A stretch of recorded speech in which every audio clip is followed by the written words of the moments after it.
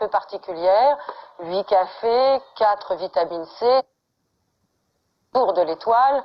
Nous allons essayer de tenir un marathon culturalo-politico-artistique, puisque c'est la dernière soirée avant la rentrée des classes. Nous allons commencer bien par un sujet qui nous préoccupe tous, qu'on avait déjà amorcé il y a très peu de temps dans le cercle de minuit, culture et politique. Les festivals vont débouler tout au long de cet été. Et bien dans certaines mairies, il s'est passé des choses il n'y a pas si longtemps. Et on va demander l'avis de quelques-uns de nos invités.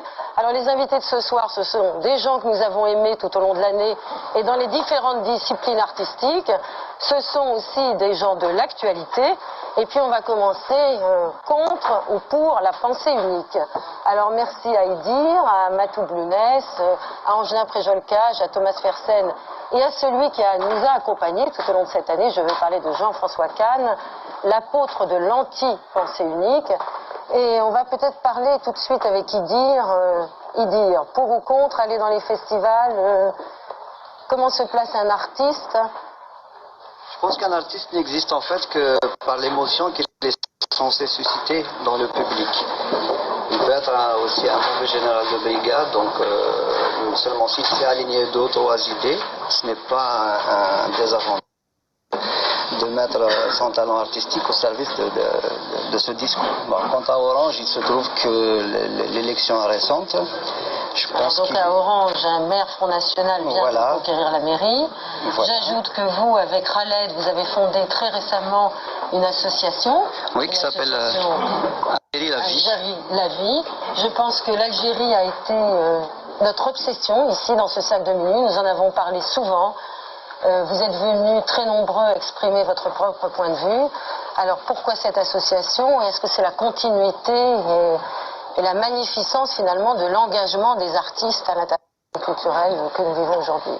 Ça va un peu plus loin et puis différemment, parce qu'en Algérie en ce moment, donc nous ressentons la chose comme étant de la survie. Et quand il y a une survie, il faut d'abord rétablir la vie avant toute chose.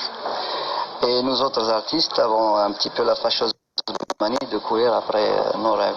Et un de nos rêves, c'est de faire aimer Algérie avec cette notion, avec la vie tout simplement, au-delà des spéculations, des analyses ou des appartenances. Et comme on a une espèce d'adhésion, bon, Matoub, on est un exemple vivant, hein, il a été enlevé par le GIA, grâce à sa popularité, le GIA nous l'a... Ça prouve que les artistes, de par l'émotion qu'ils suscitent chez les gens peuvent avoir une énorme adhésion. Donc vous êtes pour occuper les lieux? Une place à occuper, un terrain à mettre. Le fait culturel a toujours dominé les faits sociaux ou politiques, de toute façon. Matou Blounès, de nombreuses fois au cercle de minuit, comme acteur engagé, vous êtes venu après votre prise d'otage, vous êtes venu nous raconter après comment vous avez vécu cette période, vous êtes venu aussi parler de l'espoir en Algérie, et notamment dans une partie de l'Algérie. Comment inscrivez-vous votre combat aujourd'hui et que pensez-vous de la situation en France? Tout d'abord, excusez-moi parce que je suis un peu malade, mais j'ai tout fait pour venir. L'oblige s'oblige, comme on dit.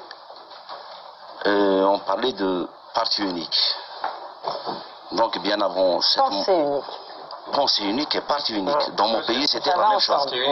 Parti unique et pensée unique. Parce que en Algérie, il faut être musulman, il faut être arabe. Donc arabe, langue unique, religion, l'islam, langue unique. Toute forme de pensée autonome est exclue dans mon pays.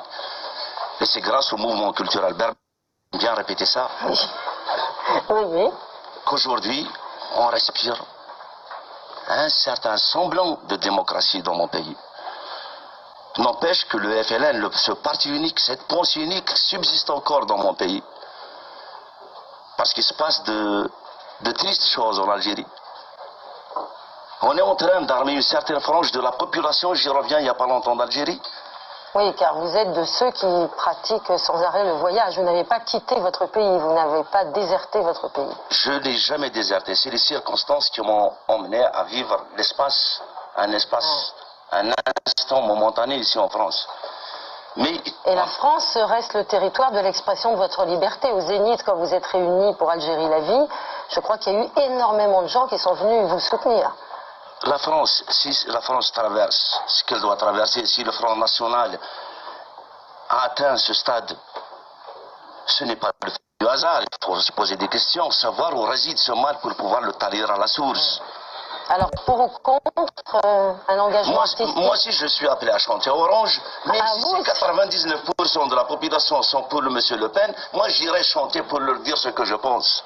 Vous parlerez au 1%. D'abord, il n'y a pas 99% de la population. J'ai dit même, excusez-moi alors, mais j'ai dit même, alors que, heureusement, ce n'est pas le cas.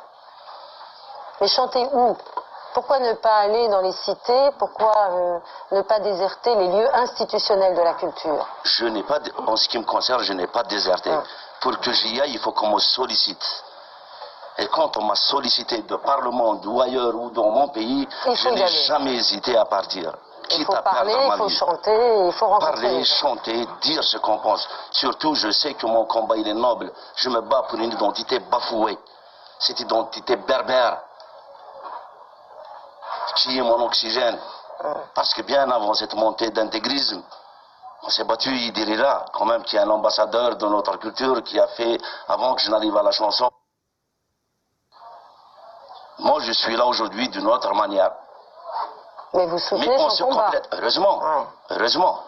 Si je ne soutenais pas son combat, je ne serais pas à ses côtés aujourd'hui. Alors, quelle est la place des artistes aujourd'hui dans ce combat pour la vie? Est-ce qu'ils ont une place spécifique? Est-ce qu'ils peuvent parler vous-même? L'artiste doit tout d'abord être un libre penseur. L'artiste doit tout d'abord être un libre penseur. Et quand on dit artiste, c'est les prairies de l'honneur. Jean-François Kahn. Moi, je ne peux pas répondre sur l'Algérie. Moi, ce qui me frappe, c'est que